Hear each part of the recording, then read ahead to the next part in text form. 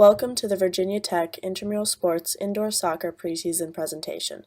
This video will contain important policies and procedures that, as a captain, you should be ready to share with your teammates.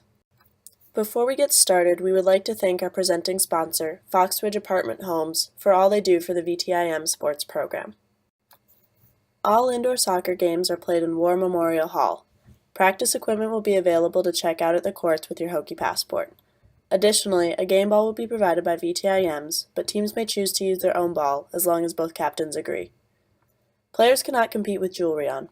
The only exception is for medical alert bracelets and necklaces, which must first be shown to a supervisor and then secured with tape.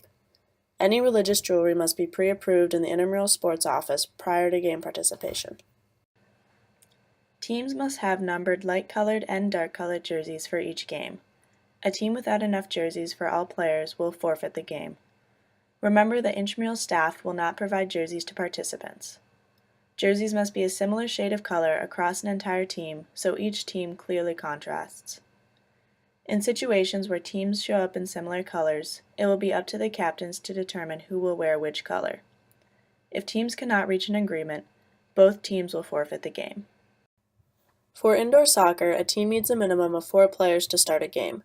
To check into a game, players must have purchased a full Intramural Sports membership online and have their Hokie passport with them. We're also asking teams to show up early to their game to help keep games on schedule throughout the night.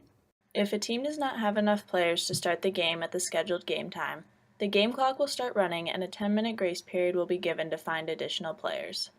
After the 10-minute grace period ends, a team without the required number will forfeit the game. If neither team has enough players, it will be a double forfeit. If teams get enough players before the 10-minute grace period is over, the game will be started immediately. However, if one team had enough players at the scheduled game time, that team will have the option to start the game with a 0-0 score or ahead by the mercy rule score. Teams that forfeit must pay a $20 reinstatement fee online.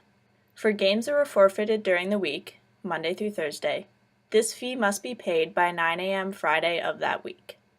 The fee for games forfeited on the weekend, Friday, Saturday, and Sunday, is due by 9 a.m. the following Tuesday. Failure to pay this fee in a timely manner will result in the removal of the team from the league. Remember, always show up for games unless you are contacted directly by the intramural office. There is no game limit to add players to your team roster.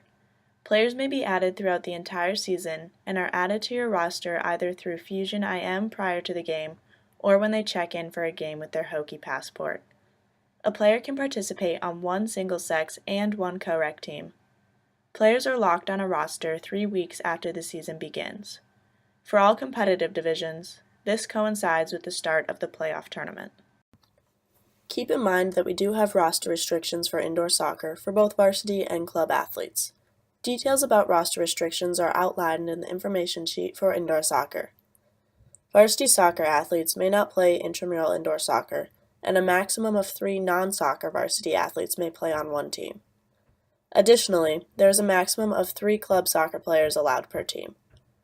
All former and current professional athletes are ineligible to play intramurals. If you believe a team has an ineligible player, you may file a protest with a supervisor on site. As a captain, you are allowed to protest player eligibility and rule misapplications. Eligibility protests may be made at any point during the game. A rule protest, however, must be made prior to the restart of play. In order to submit a formal protest, please find a supervisor on site and they will administer the situation. Following each contest, the intramural staff will rate the sportsmanship for each team. All teams that finish the regular season with a 3.0 average are eligible for the playoffs. All teams must maintain a 3.0 in the playoffs in order to advance. A team that displays poor sportsmanship is subject to removal from the league, and a player that displays poor sportsmanship is subject to ejection and suspension. Please remember that it is a privilege to play intramurals, so play hard, play fair, and respect the game. Indoor soccer is played between 2 teams of 7 players. A team must have a minimum of 4 players to begin a game. The game consists of 2 20-minute halves with a running clock. The officials on the court will keep the time on a personal watch, so each half will end on their whistle. Teams do not have any timeouts in indoor soccer. During the regular season, games may result in a tie. However, during playoffs, all games will be played until there is a winner. All overtime rules and procedures can be found online. Each game begins with a kickoff. The kickoff is a direct kick and may be played in any direction, but cannot be touched again by the initial kicker until the ball has been touched by an opponent or a fellow teammate. The ball is not out of play until the entire ball crosses the boundary line or plane of the boundary line. On kick-ins, the kick must be taken from on or behind the sideline nearest to where the ball went out of bounds. If a kick is not taken from the proper spot, it will result in a re-kick. A kick-in that does not enter the field of play will result in a kick-in for the opposing team. The defending team must give the kicker 6 feet of space to play the ball in. Failure to give the offense enough room on a kick-in will result in a yellow card for the offending player. Kick-ins are indirect, meaning that a goal cannot be scored directly off the kick. It must be touched by a teammate or an opposing player. For goal kicks, the ball may be placed anywhere inside the penalty box. For corner kicks, the ball must be placed on the corner where the sideline meets the end line. Substitutions in indoor soccer are different than those in the 9v9 league. Substitutions may be made by both teams at any point during the course of play, with the only exception being goalkeeper substitutions. All subs must enter and exit through the substitution box. For a legal substitution to occur, the player leaving the playing area must have 1 foot in the box before the incoming player steps into the playing area. Illegal substitutions will be penalized with a yellow card for the incoming player. To sub for a goalie, the team must wait for a stoppage in play and must also notify a referee. This is similar to the 9v9 substitution policy. Another rule difference is that there is no offside infraction in indoor soccer. Finally, for a goal to be scored, the entire ball must pass over the goal line within the goal posts. A ball that does not completely cross the goal line or plane of the goal line is still in play. Indirect free kicks are awarded for dangerous plays, obstruction, illegal handling by a goalie in his or her own penalty box, and after any stoppage for an injury. Direct free kicks are awarded for handling, tripping, pushing, and other physical contact. If a defensive foul occurs in that team's penalty box, the offended team will be awarded a penalty kick. On all free kicks, both direct and indirect, opponents must give the kicker 6 feet of free space in all directions. We understand that many intramural participants are competitive, but it is the responsibility of every player to play within the rules of the game and maintain proper sporting behavior. Any issues with sportsmanship will be dealt with by the officials or game administration. Yellow and red cards are given at the official's discretion and may be given for unsportsmanlike behavior, such as language and gestures, excessive physical contact, repeated minor fouls, and excessive celebration.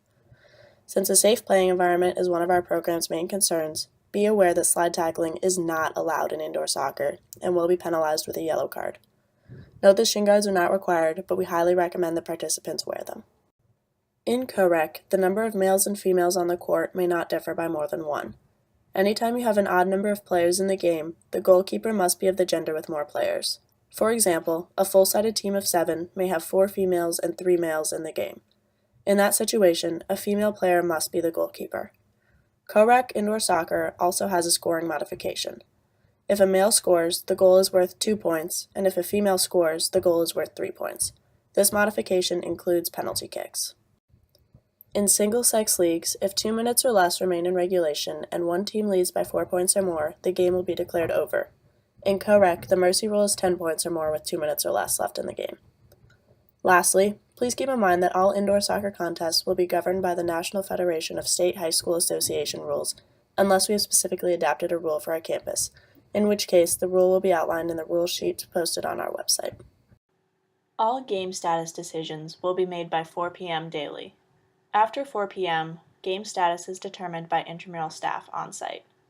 To see the most current game status, follow us on Twitter or Facebook. If you have any questions that were not covered in this video, or any that come up throughout the season, please feel free to check out our policy page online, email us at imsports@vt.edu, call us, or stop by our office in War Memorial Hall. Good luck, have a great season, and thank you for helping make Virginia Tech Intramural Sports one of the finest programs in the nation.